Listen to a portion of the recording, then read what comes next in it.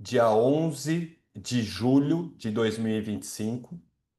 Eu estou falando aqui das dependências do Hospital Beneficência Portuguesa de São Paulo e hoje iniciaremos a reunião, mas antes gostaria de agradecer ao nosso patrocinador, a Gênesis Genomics, que é uma marca do Grupo Fleury, que nos apoia. E hoje teremos o prazer, né, de assistir uma aula muito interessante que será ministrada pelo Augusto, Dr. Augusto Perazzolo Antoniazzi. Dr. Augusto, ele é o coordenador do Departamento de Oncogenética do Hospital do Amor, né, o Hospital de Câncer em Barretos, aqui no estado de São Paulo. Dr. Augusto também, ele é membro do Comitê de Oncogenética da Sociedade Brasileira de Oncologia Clínica e tem mestrado em genética pela Faculdade de Medicina da USP em Ribeirão Preto. Então, doutor Augusto, muito obrigado pela sua presença e gostaria de agradecer, então, em nome de todos do GET, e seja muito bem-vindo. E eu vou passar a palavra para você dar início à sua apresentação. Fica à vontade, doutor Augusto. Essa é uma reunião informal, é uma conversa, um bate-papo, tá? Então, fica à vontade. E a gente vai, então, conversando ao longo da sua apresentação. Muito obrigado e a palavra é toda sua. Obrigado, Pablo. Eu vou compartilhar a tela com vocês e agradeço o convite de vocês para falar desse tema, que o nosso grupo de Barretos tem trabalhado há algum tempo já com isso. E a ideia que nós trouxemos foi uma revisão sobre meduloblastoma hereditário. A gente começa com o nome do tumor, meduloblastoma, porque a gente vai partir do diagnóstico para pensar quais são as síndromes de predisposição hereditária potencialmente envolvidas, tá? Aqui eu trouxe uma família para exemplificar o que pode chegar na clínica. Uma paciente com diagnóstico de meduloblastoma aos 7 anos, cuja mãe tinha diagnóstico de mais de 100 pólipos colônicos e câncer de colo, o avô materno câncer de colo, uma meia-irmã com meduloblastoma e mais alguns outros tumores ali do lado materno, um pouco mais distantes. Esse é um tipo de avaliação que pode chegar para um oncogeneticista, né, independente do background, se é oncologia, genética ou a oncopediatria, a gente não tem tantos profissionais que fazem avaliação de risco ao câncer ainda no país, né? Então, ao longo da aula, a gente vai falar sobre meduloblastoma hereditário, quais são as principais síndromes que nós temos que pensar, o que que a gente tem que olhar de variáveis patológicas, moleculares e da história familiar que facilitem o processo de aconselhamento. No caso dessa família, seria pré-teste, para a gente decidir se oferece o teste germinativo e, em caso positivo, o que que a gente precisa testar. Então, o meduloblastoma é um tumor indiferenciado que começa no cerebelo, né, de topografia do cerebelo. A incidência dele é de 0,6 por milhão de adultos e de 6, alguns lugares na literatura falam até 8 por milhão de crianças. Corresponde a 10% dos tumores de sistema nervoso central na faixa etária infantil, que o faz ser o mais frequente. E 70% dos diagnósticos de meduloblastoma são feitos antes dos 20 anos. A maioria ainda é antes dos 25 e todos são feitos antes dos 30. Então é uma doença basicamente de crianças e adultos jovens. Desde 2016, o meduloblastoma tem uma classificação molecular que importa quando a gente vai pensar na avaliação de risco ao câncer desses pacientes. Os tumores são divididos em 4 grupos, de acordo com a expressão gênica, que pode ser avaliada ou por RNA ou por metilação, né? Existem vários testes que avaliam de forma diferente, mas eles agrupam a sinalização, né, a expressão gênica ou conjunto de variantes encontradas nesses grandes grupos. O grupo WNT, que é o azul, corresponde a 10% dos casos, o Sonic Hedgehog 30%, o grupo 3, 25%, o grupo 4, 35%. Isso diferencia os pacientes em relação ao prognóstico e também em relação a se precisa ou não intensificar o tratamento, se é ou não possível fazer um tratamento-alvo e se há ou não enriquecimento de alguma variante germinativa. No subgrupo WNT, a gente tem um prognóstico muito melhor, com 95% de sobrevida global em 5 anos. No grupo 3, o prognóstico é o pior de todos, chegando a 50%, e os grupos Sonic Hedgehog e 4 têm um prognóstico intermediário. Isso quando não há TP53 mutado. Tá? Se houver o TP53 mutado, os prognósticos pioram nos outros grupos também. Em relação à oncogenética, o Garrett Evans foi a primeira pessoa a demonstrar numa série de 173 meduloblastomas que até 5% destes pacientes tinham diagnóstico de síndrome de Godwin. Depois ele demonstrou, no início dos anos 90, síndrome de Li-Fraumeni, neurofibromatose, e a literatura começou a prestar um pouco mais de atenção nisso. Com o avanço do conhecimento, as síndromes que mais pareciam importar realmente eram a síndrome de Gordon, síndrome de Li-Fraumeni, a polipódise adenomatosa familiar e as variantes em genes de recombinação homóloga. Apesar de que na literatura existem casos de descrição de pacientes com síndromes mais raras, nos quais havia o diagnóstico de meduloblastoma. E aqui se inclui ataxia telangiectasia, como mismatch repair deficiency, anemia de Fanconi, entre outras. Eu vou apresentar para vocês os dados de uma revisão rapidinho aqui e depois falar de um estudo que é o que nos dá mais evidência atualmente para pensar na predisposição hereditária desses pacientes, evidência epidemiológica por um número grande de pacientes que foi incluído, tá? Mas, basicamente, a síndrome de Gordon, que envolve variantes em PTCH1 e sulfo, eleva o risco de meduloblastoma de 2 a 33%, com mediana de diagnóstico desse tipo tumoral aos 2 anos e predomínio do tipo desmoplásico nodular, ou com nodularidade extensa. O prognóstico fica como o do subgrupo Sonic Hedgehog, que a gente mencionou anteriormente. A síndrome de Li-Fraumeni tem média de diagnóstico de meduloblastoma aos 10 anos e frequência de 1, alguns lugares dizem menos que 1%. A polipódise adenomatosa familiar tem uma média de diagnóstico de meduloblastoma de 9,2 anos, envolve os grupos WNT e Sonic Hedgehog. Mais importante o WNT, a gente fala disso depois. E o BRCA2 e o PALB2 são genes de recombinação homóloga que podem ocorrer em diversos grupos, segundo o conhecimento de estudos anteriores ao que eu vou apresentar pela literatura. E existe essa descrição de pacientes com fenótipo de anemia de Fanconi ou com variantes bialéricas e meduloblastoma, mas em um número pequeno na literatura. Então, esse foi o estudo que eu escolhi falar com mais detalhes. Ele saiu em 2018, não é tão recente, mas é uma corte grande que reuniu 1.022 pacientes com diagnóstico de meduloblastoma, provenientes da América do Norte e da Europa.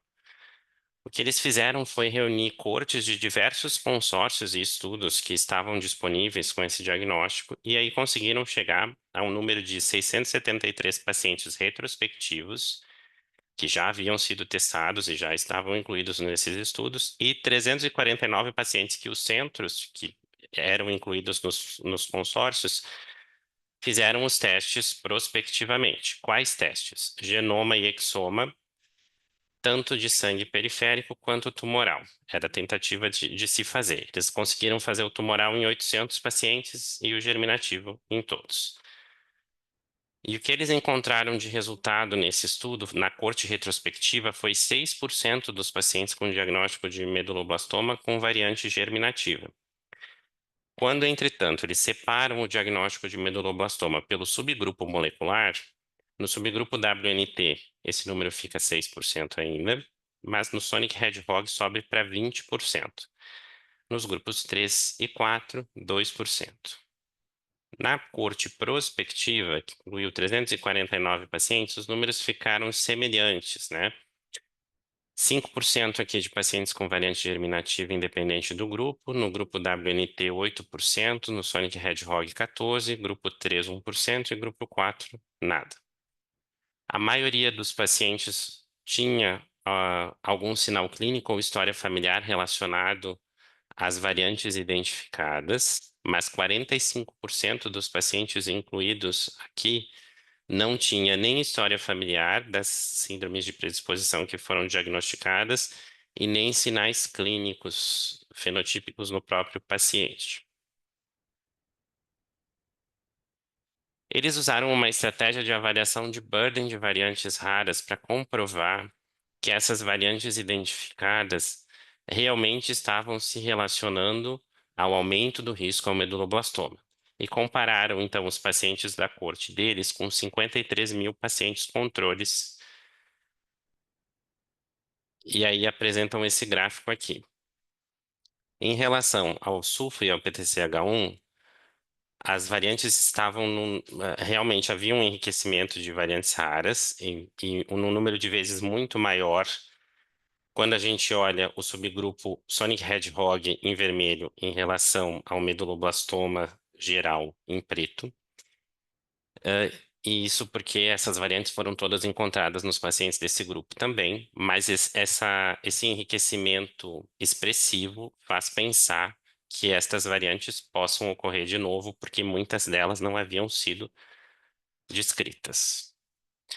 Em relação ao APC, houve também um enriquecimento, predominantemente no grupo do WNT, né, aumento do burden de variantes raras em 200 vezes, mas variantes já descritas em pacientes com polipose clássica, com mais de 100 pólipos colônicos.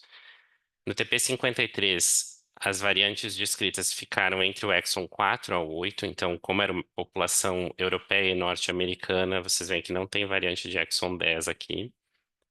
E em relação ao PAU-B2 e ao BRCA2, o número foi bastante pequeno, então essa variação de burden de variantes ficou prejudicada, mas não houve enriquecimento de variantes fundadoras descritas nas populações estudadas.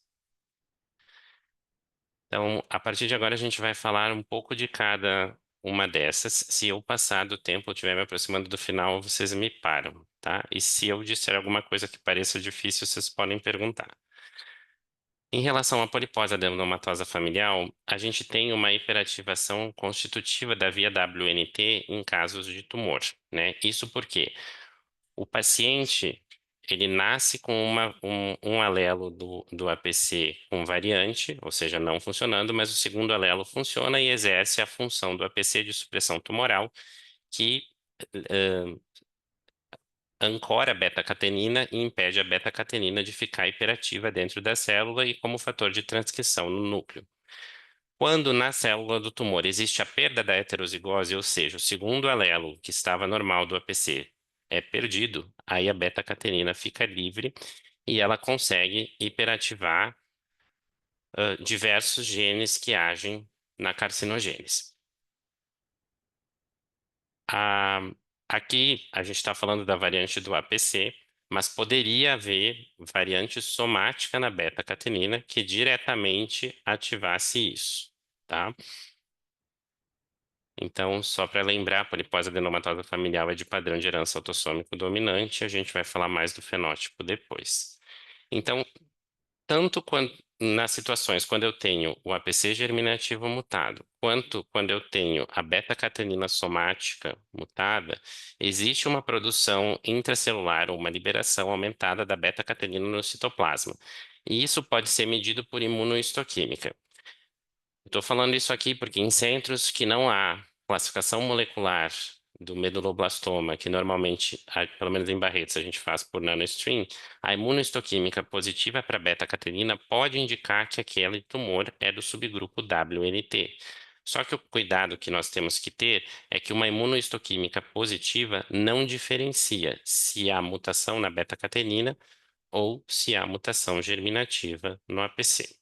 Na verdade, né, doutor Augusto, a imunohistoquímica vai mostrar que há uma presença de beta-catenina livre no citoplasma, Isso, né?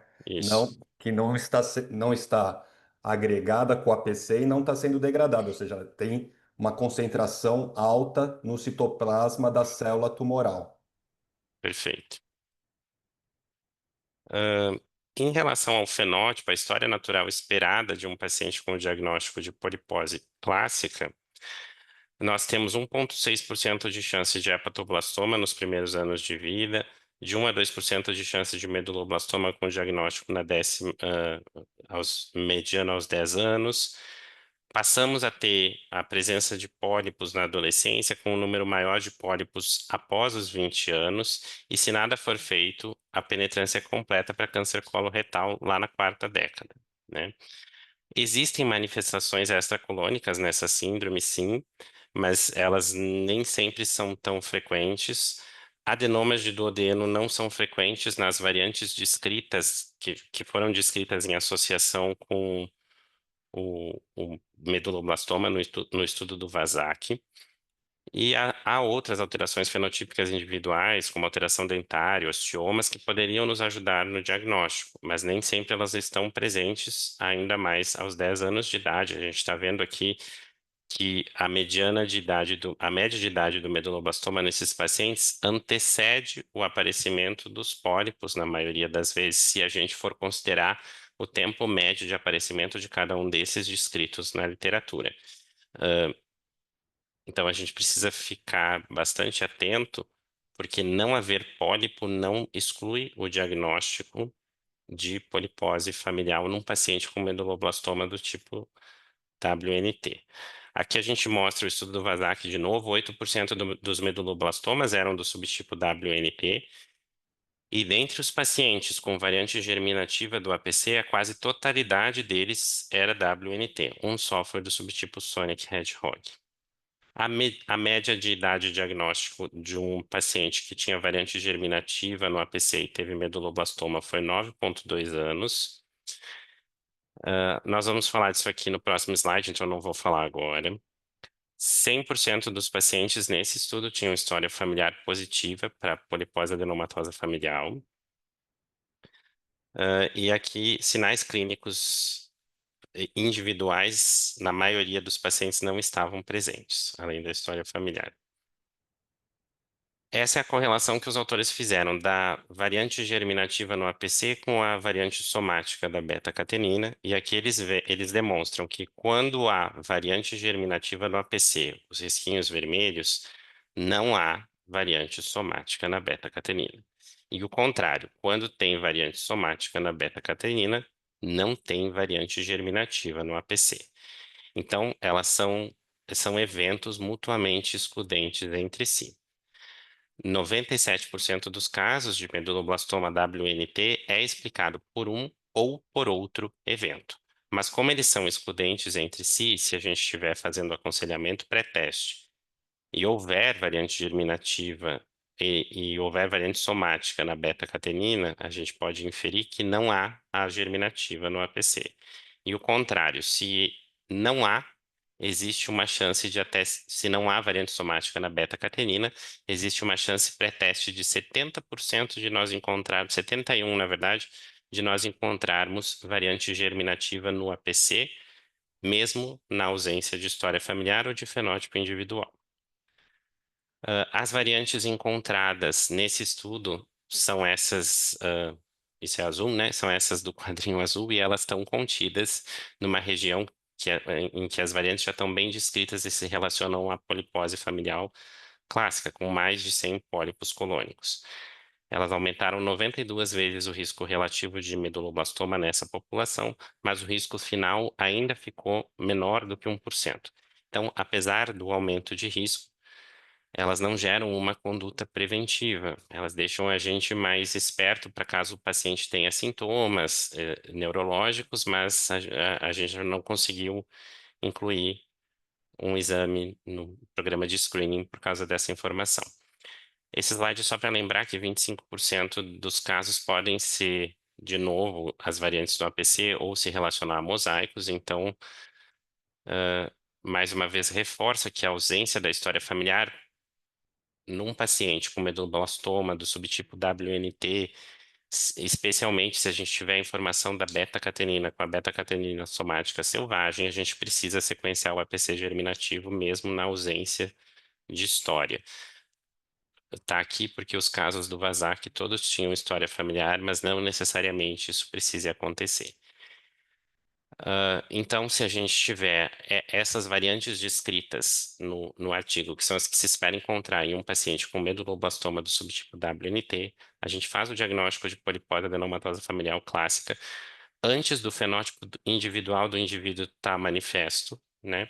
E algumas vezes a gente consegue descobrir familiares que só não tinham o diagnóstico porque não fizeram colonoscopia, né? Na nossa prática, não é incomum que os pacientes, que as gerações que antecederam o diagnóstico do índice não soubessem porque não fizeram o exame. Aqui fala um pouquinho do screening, que eu acho que a gente pode passar por tempo. A via do Sonic Hedgehog é uma outra via importante. Vocês lembram que 30% dos meduloblastomas pertencem a essa via, e ela se relaciona, do ponto de vista genético, à síndrome de Gordon, que envolve variante germinativa no PTCH1. Esse foi um experimento com ratinhos que demonstrou que quando eles não têm de forma nenhuma o PTCH1, que é um supressor tumoral, a via do Sonic Hedgehog fica hiperativa e existe na segunda figura um supercrescimento do sistema nervoso central em todos os pontos, o que acaba levando ao óbito do embrião. Já quando eles têm uma heterozigose, uma variante funciona e a outra não, eles desenvolvem nesse experimento meduloblastoma. Esse foi um dos primeiros trabalhos que trouxe a ideia que o desenvolvimento das células do sistema nervoso central dependia dessa via, fisiologicamente, inclusive o das células de Purkinje e a migração de células dentro do sistema nervoso central. Bom, é importante também falar, né, doutor Pode, Augusto, pode falar. que o Sonic Hedgehog, a mutação nesse gene, ele leva a uma malformação cerebral também, né, conhecida como holoprosencefalia, né? Então, mutações com perda de função no Sonic Hedgehog levam os indivíduos a nascerem com uma malformação cerebral chamada holoprosencefalia. Uhum. Em relação à síndrome de Gordon, a gente tem a ativação da via Sonic Hedgehog, que está aqui representada. Ela pode ocorrer por variantes no PTCH1 ou no SUFO. Da mesma forma que a síndrome anterior, ela é de padrão de herança autossômico dominante, então uma variante germinativa já é o suficiente em heterozigose para o diagnóstico da síndrome. O PTCH1 é um supressor da via do Sonic Hedgehog, então se a gente perde ele, a via fica hiperativa. E o sulfo também mas ele é intracitoplasmático diretamente, suprimindo GLI1 e GLI2. Em relação ao trabalho do Vazac, houve variantes descritas, mas que nunca tinham sido descritas antes. E dentre aqueles pacientes que ele descreveu, ele conseguiu provar que havia 3 mosaicos e um paciente com variante de novo. Então, nesse trabalho, houve até 30% de variantes de novo ou de mosaicos, nos quais a gente não espera história familiar anterior ao diagnóstico do paciente. Em relação à síndrome de Gordon, de acordo com a variante afetada, há um risco de meduloblastoma. O risco do sulfo pode chegar a 33%. E o do PTCH1, 2. Então, são riscos diferentes, né? Isso em pacientes que não têm diagnóstico. Em quem já tem o diagnóstico de meduloblastoma do subtipo Sonic Hedgehog, se encontra 4,5% dos pacientes com PTCH1 mutado e até 33% com sulfo. Então, se for antes dos 3 anos, a população avaliada, até 21% dos pacientes têm uma ou outra variante acometida, chamando atenção para o diagnóstico de síndrome de Gordon numa faixa etária precoce, quando do meduloblastoma, anterior aos 2 anos. E aí, quando a gente vai olhar a história natural da síndrome de Gordon, isso também é potencialmente problemático, porque aqui antes dos 2 anos, claro, tem as manifestações fenotípicas que os pacientes podem ter. Uma delas é macrocefalia, em 80% das vezes, ela está destacada porque pode ser falseada pela presença de um tumor do sistema nervoso central, né? Pode haver outras coisas, ponte nasal larga, prognatismo, costela bífida, mas elas podem não estar presentes. E aí, se essas outras coisas não estiveram presentes, ainda não é a idade do resto do fenótipo da síndrome, né? Os CBCs começam aos 2 anos, mas o pico de incidência deles é aos 20. O ceratocisto odontogênico de mandíbula começa aos 7, mas o pico de incidência também é mais tarde, assim como as alterações cutâneas. E a classificação da foice também vem mais tarde. Então, isso chama a atenção que até pelo estudo do Vazac, até 40% dos pacientes não tinham fenótipo de Gordon, mas tiveram o diagnóstico. Em relação aos critérios clínicos para o diagnóstico de síndrome de Gorlin, a gente precisaria de um maior e 2 menores ou de 2 maiores. E, na dúvida, o teste germinativo nos responderia. O meduloblastoma do subtipo desmoplásico nodular extenso conta como um critério menor. E existe uma tentativa de alguns grupos de fazer com que esse critério se torne um critério maior, justamente pela alta associação que essa neoplasia, quando do subtipo Sonic Hedgehog, tem com as variantes germinativas, e também pela potencial ausência dos outros achados fenotípicos na idade de diagnóstico do paciente com meduloblastoma, como a gente viu antes, né? Mas os critérios maiores, então, seriam mais de 2 CBCs ou um antes dos 20 anos, o ceratocisto odontogênico comprovado por biópsia, 3 ou mais pintas, calcificação de foice, costela bífida e um familiar com Gordon. Já os critérios menores, coarse face, deformidades ósseas, fibroma ovariano.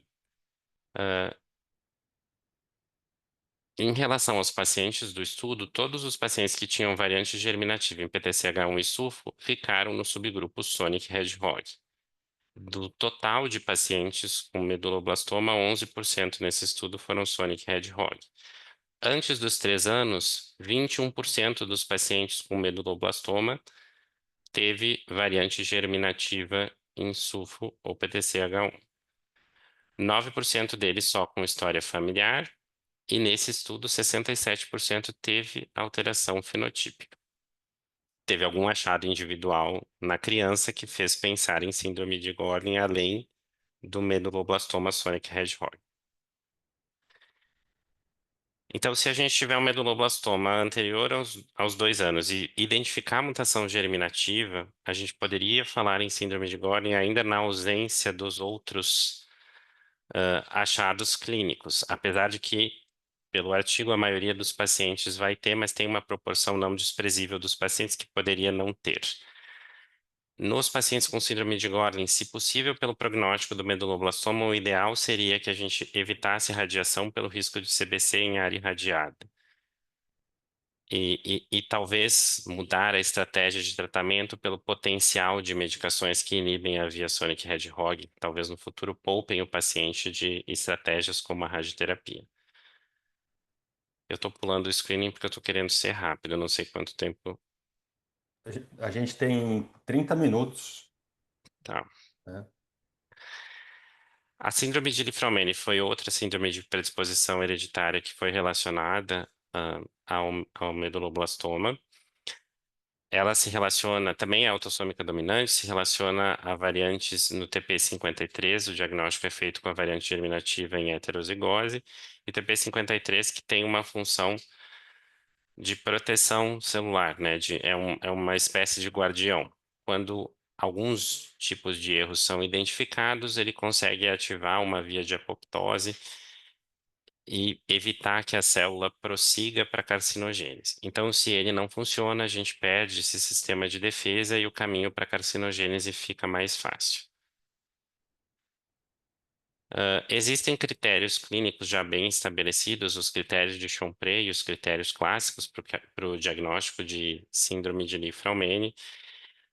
Nos critérios de Chompré, que são os mais amplos, o probando precisa de um tumor do espectro antes dos 46 anos e um familiar até o segundo grau antes dos 56, ou o probando com dois tumores, ou algum tumor que esteja extremamente associado, como o câncer de adrenal ou plexo coroide.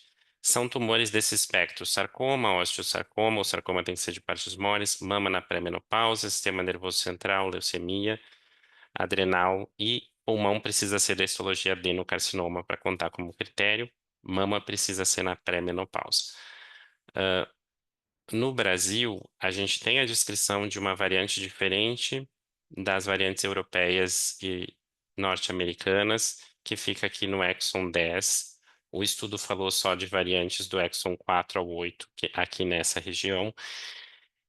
E na nossa população aqui é 0,03%. Desculpa, acho que está errado a digitação. Da população do Sul e do Sudeste tem a mesma variante no exon 10, que é a variante fundadora, e que é encontrada quando a gente olha alguns estudos partindo de tumores, é encontrada enriquecida em alguns tumores na população brasileira, né? Tem estudos com adenocarcinoma de pulmão, aqui eu coloquei 4 a 5, tem alguns que falam em até 10% de pacientes com adenocarcinoma de pulmão com essa variante. Nos sarcomas também tem enriquecimento, na mama tem enriquecimento dessa variante, e inclusive a pré-menopausa no Brasil, a idade é mais alta do que a da literatura para o exon 4 ao 8. E em relação ao meduloblastoma, a gente não tem essa informação no Brasil, né? Então, quando a gente transpõe os dados do estudo para a população brasileira, não sei se a gente consegue transpor em todos os grupos, subgrupos moleculares e garantir que essa variante não ocorreria, porque a gente não sabe isso, né? A gente precisa primeiro produzir o conhecimento no Brasil para depois ver se realmente o TP53 do exon 10 vai se comportar como os outros nesse subgrupo de pacientes. A síndrome de Li-Fraumeni tem um risco vital de até 100, de 80 a 100% de desenvolvimento de câncer, e nesse estudo todos os pacientes em que se encontrou variante germinativa eram do subgrupo Sonic Hedgehog. Em outras descrições da literatura europeia e norte-americana, não só no subgrupo Sonic Hedgehog se encontrou variante germinativa no TP53, mas esse é o estudo de maior peso de evidência, né? 8% dos pacientes globalmente tinham Sonic Hedgehog, a média de diagnóstico foi 9,8 anos.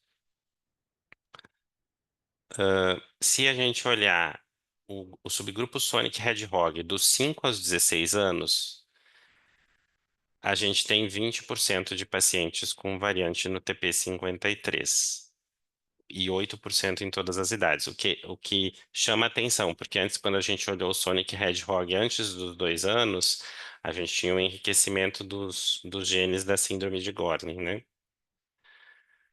40% só com história familiar, que eu coloquei uma interrogação, porque se são variantes clássicas do exon 4 ao 8, por que que a história familiar não era positiva? Se era ou não hematopoiese clonal de significado indeterminado, ou se a criança era ou não um mosaico, isso não está bem descrito nesse trabalho. Porque o que se esperaria com aquelas variantes era que houvesse pelo menos história familiar positiva. A maioria dos pacientes com mais de um câncer quando o TP53 germinativo foi diagnosticado. O TP53 aqui é uma curva de sobrevida global, e o TP53 é o azul escuro.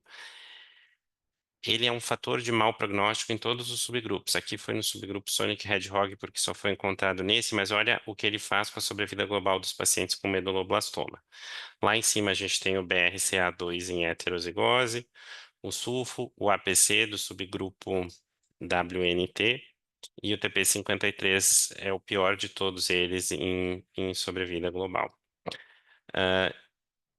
Pensando em tratamento curativo, a gente falou sobre CBCs radioinduzidos lá na síndrome de Gorlin. Aqui a gente poderia ter sarcoma radioinduzido para tumores de alto risco que fizessem esse tipo de procedimento.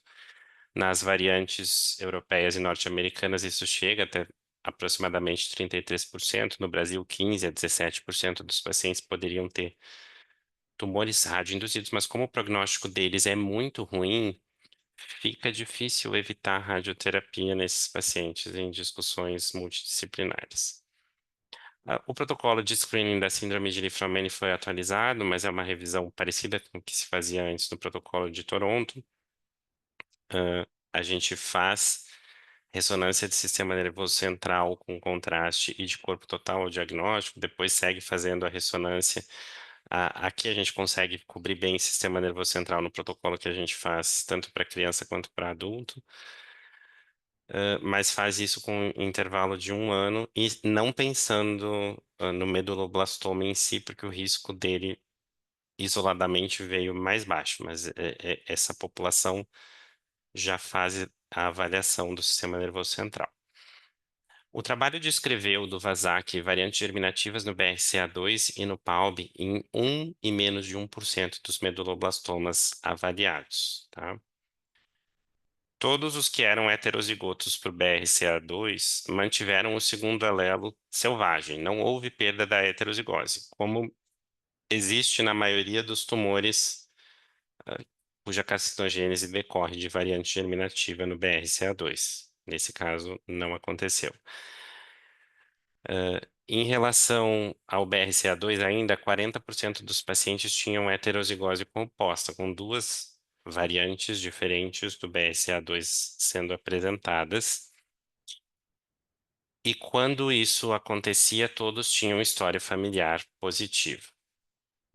60% deles não tinham a heterozigose composta, apresentavam apenas uma variante sem a perda do segundo alelo, com 80% de história familiar positiva. Eles foram encontrados majoritariamente no grupo 13 e no grupo 4, mas também no subgrupo Sonic Hedgehog. Aqui esse é o mesmo gráfico de sobrevida de antes, vocês veem que o BRCA2 isoladamente, variante única, tem 100% de sobrevida global e quando em heterozigose composta isso cai bastante para 25%.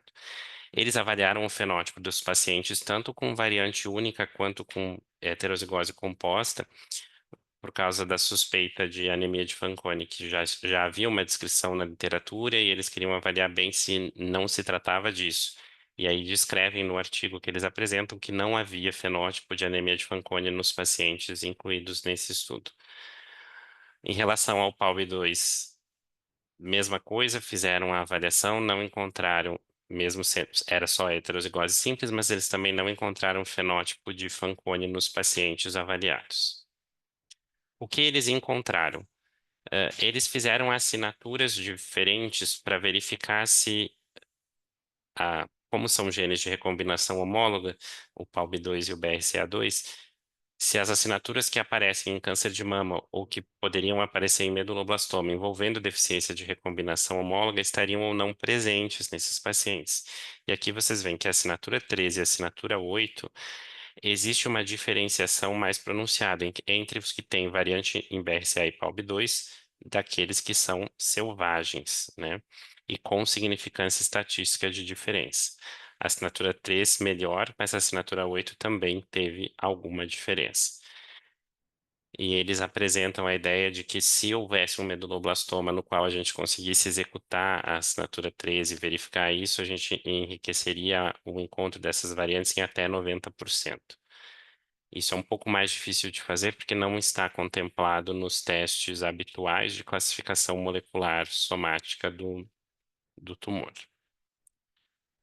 Então, a conclusão do artigo do Vasac, ficou um pouco ruim esse artigo, mas acho que a gente, com esses slides, mas acho que dá para ler, né? Se o meduloblastoma for do subtipo WNT e a gente tiver a ausência da variante somática na beta-catenina, a gente precisa sequenciar o APC germinativo.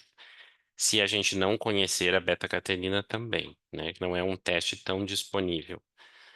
Se o meduloblastoma for do subtipo Sonic Hedgehog, a gente vai acabar oferecendo teste genético, porque existe uma chance grande de encontrar tanto genes da síndrome de Gorlin quanto TP53 e com menos probabilidade PALB2 e BRCA2. Lembrando que os da síndrome de Gorlin têm uma maior chance em menos de 2 anos e os do TP53 dos 5 aos 16. Eu vou falar dos outros genes depois. Em relação aos grupos 3 e 4, a gente poderia utilizar o marcador de deficiência de recombinação homóloga para selecionar os pacientes para teste e oferecer o sequenciamento do BRCA2 e do PALB2. Na ausência disso, a história familiar para tumores do espectro HBOC poderia ser utilizada como um critério de teste. Por que não testar todo mundo no argumento dos proponentes desse artigo?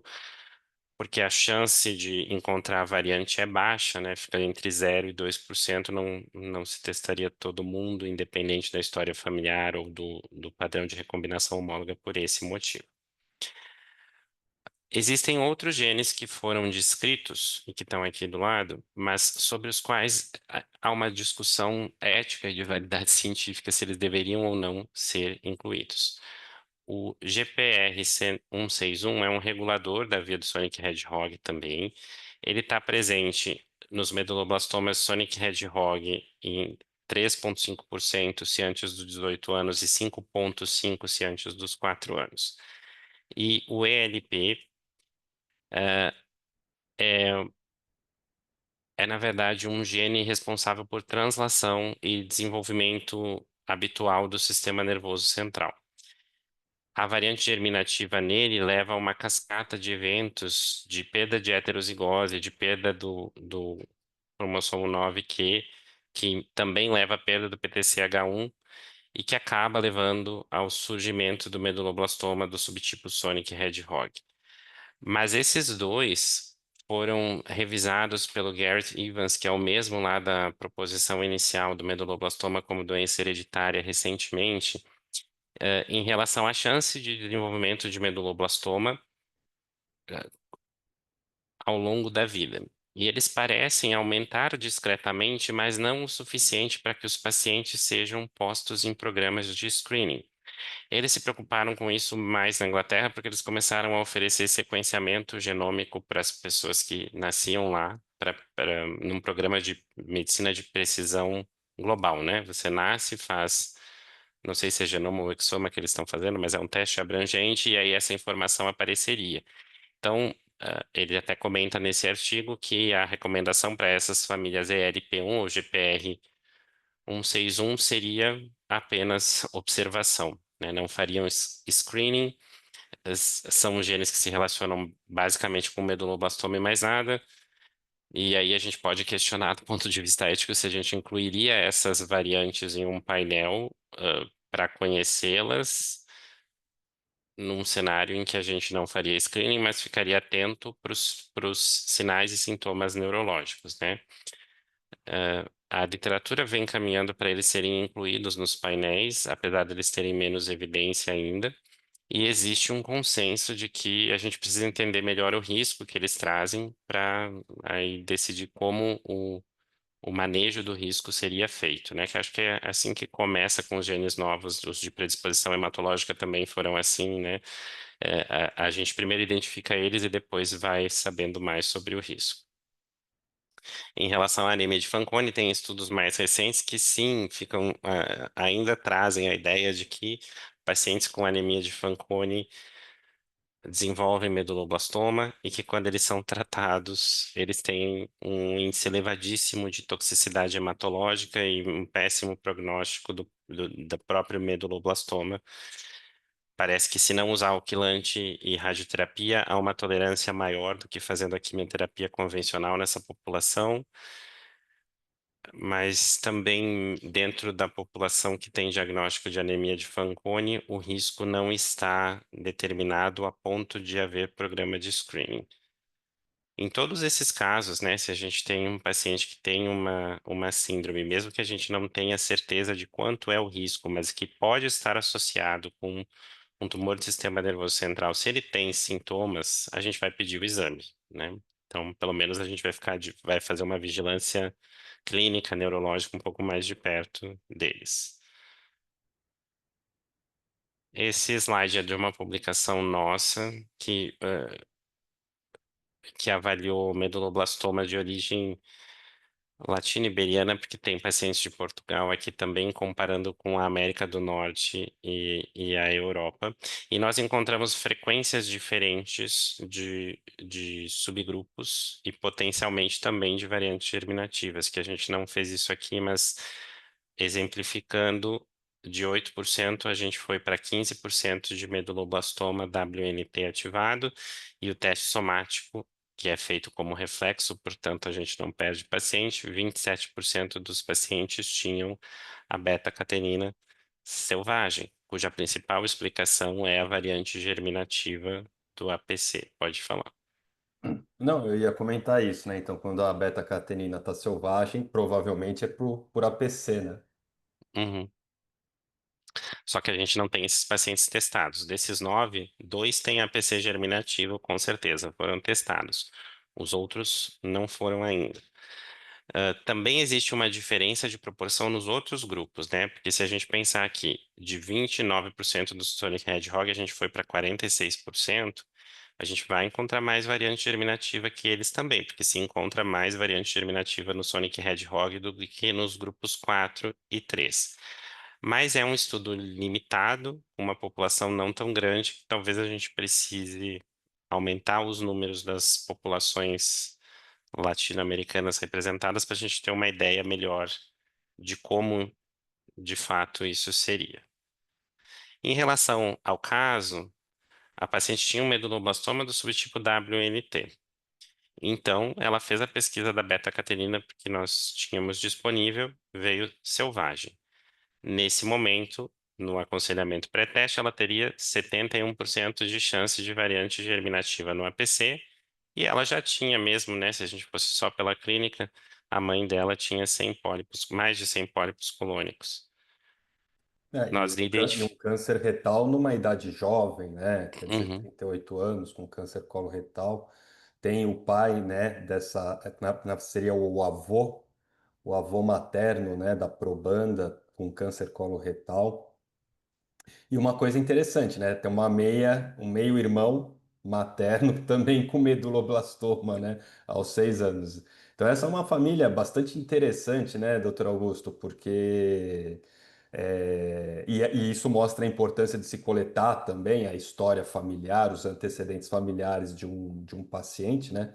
Ainda mais com um câncer raro desse, numa idade jovem como essa, né? Essa é uma história que a gente tem que ter um alto grau de suspeição de que nós possamos estar à frente de uma síndrome de predisposição, né, ao câncer, né? Aí nós encontramos as mesmas variantes na mãe e na meia-irmã. A parte de cima da família a gente não conseguiu testar. Então, essas são as minhas mensagens. Eu tentei resumir o que a gente tem feito de predisposição hereditária ao meduloblastoma.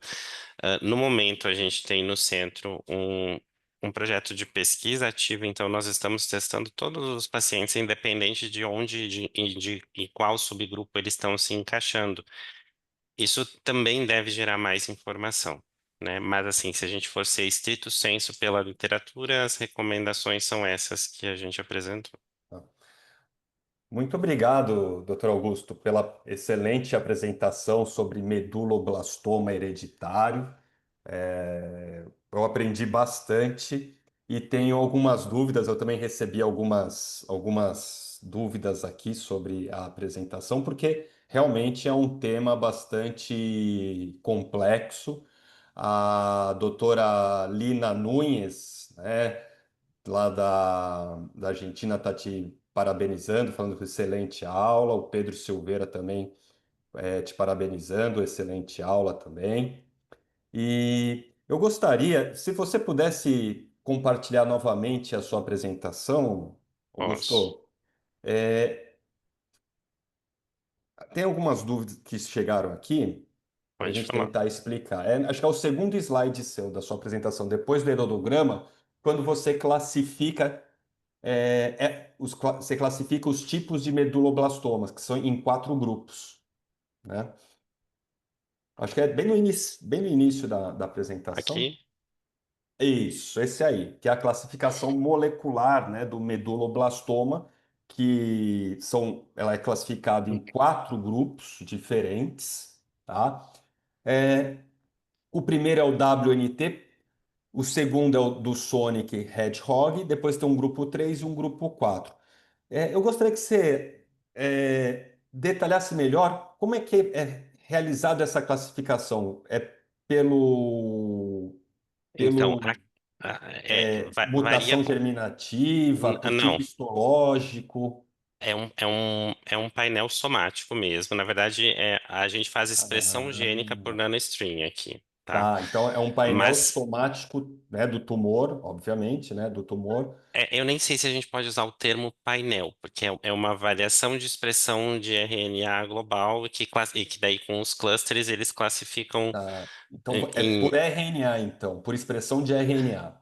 Então, aqui a gente faz assim, mas poderia se fazer por metilação ou por, né? Nem todo mundo faz da mesma forma. Tá? Porque assim, a gente entende quando você encontra, né, por exemplo, no grupo um seria o WNT, quando você encontra a variante germinativa no gene APC ou uma variante somática, né, no gene da beta-catenina, o que pode levar ao grupo do WNT. A mesma forma, a gente compreende que quando a gente tem um grupo do Sonic Hedgehog, a gente encontre variantes, né, no gene do PAT1, né, ou do sulfo, né? Então isso pode levar então essa classificação do Sonic Hedgehog. Agora uma coisa interessante é quando você tem variante patogênica no gene BRCA2 e ele é classificado como no grupo, né, ou no TP53 também, e ele é classificado dentro desse grupo, né, do Sonic. Mas então é por análise de expressão de RNA, ou metilação. O que a gente faz aqui é nanostring. A gente tem, nesse projeto de medicina de precisão do Dr. Rui, ele está usando metilação também para verificar a classificação de tumores de sistema nervoso central, porque ela seria mais precisa do que a variação do RNA por nanostring. Mas acho que em termos de Brasil, se a gente tivesse nanostring disponível, estaria sensacional, né? Sim. Eu tenho uma pergunta aqui da doutora Lina. Como utiliza a informação sobre as frequências de variantes alélicas do tumor para o estudo germinativo? Não utilizo porque eu não tenho. Porque esse painel que a gente faz, painel não, essa classificação que faz pelo NanoString, ela não fala de variantes somáticas, ela não sequencia DNA. Uhum. O único DNA sequenciado que eu tenho desses pacientes, quando eles são do WNT, é a beta-catenina. Então, não uso. De que forma utilizaria se houvesse essa informação? A gente conseguiria talvez trabalhar com chances pré-testes de teste germinativo um pouco melhores, mas dependendo do subgrupo, digamos que eu tivesse um teste somático no medulo WNT que não encontrasse variante no APC e nem tivesse a beta-catenina mutada. De qualquer forma, eu teria que prosseguir para o teste germinativo, porque poderia ser má cobertura do teste somático, né? Então, eu não sei, a gente está sequenciando nesse estudo do Rui as duas coisas, o somático e o germinativo. E o Vazak fez isso naquele estudo grande dele ali também, mas eu acho que fez mais com o intuito de entender a biologia tumoral, se havia ou não perda de heterozigose, quais são as variantes outras, as variantes co-ocorrentes no processo de carcinogênese, ou qual é a sequência da carcinogênese, mas não com o intuito de selecionar os pacientes para o teste germinativo a partir da frequência alérica do somático. A gente ah, poderia olhar, mas eu não lembro de ter visto essa informação em algum lugar. Certo.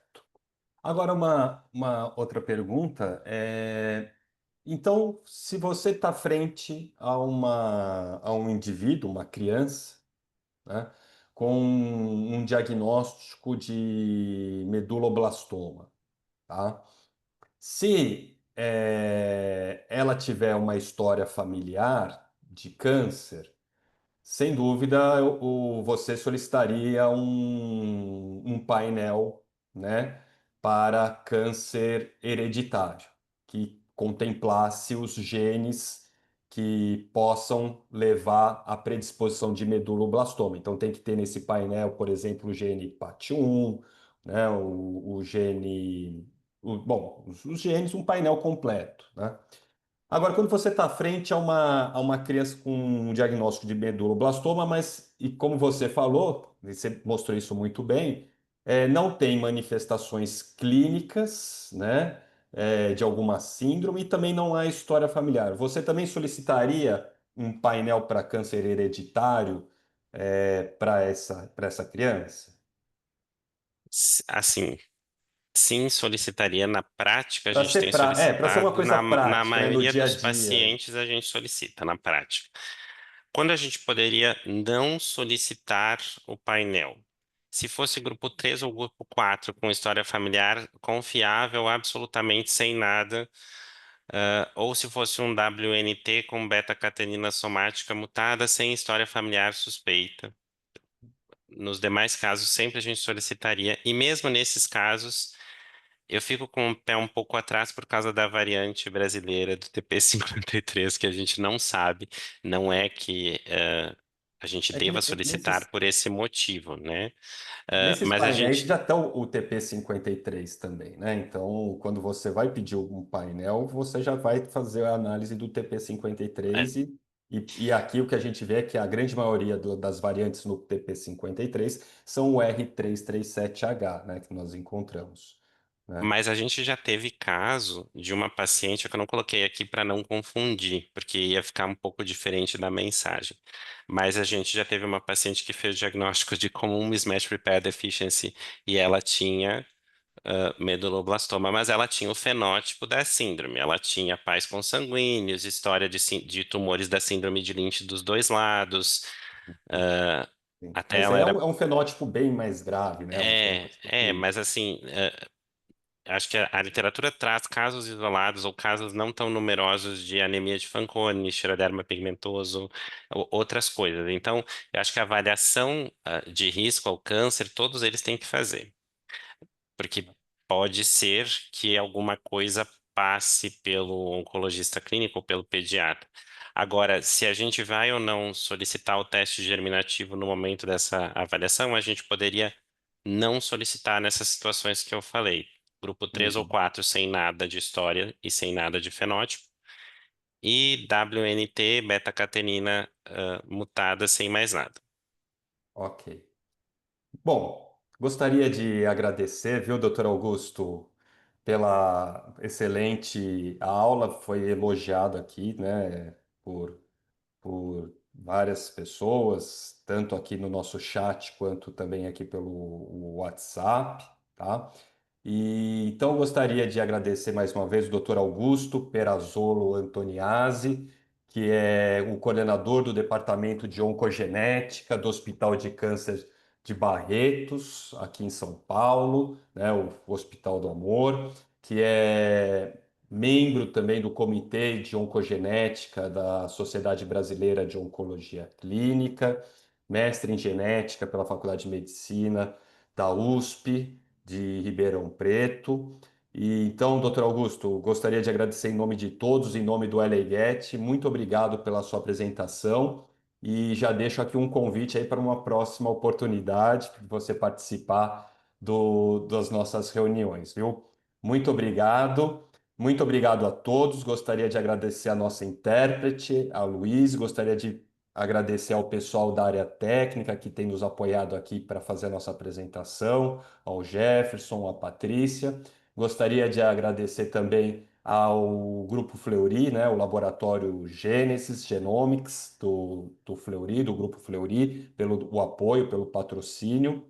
E então, vou deixar aqui encerrada a nossa reunião e até a próxima. Muito obrigado, obrigado, doutor. Até mais. Obrigado, muito obrigado. Tchau, tchau. Obrigado, Augusto.